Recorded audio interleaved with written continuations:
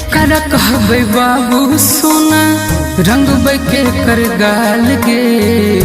के पूछते होलिया में पागला के हाल गे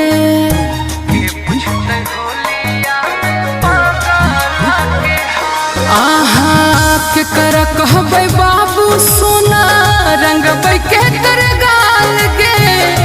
के पूछते होलिया में पागला के हाल गे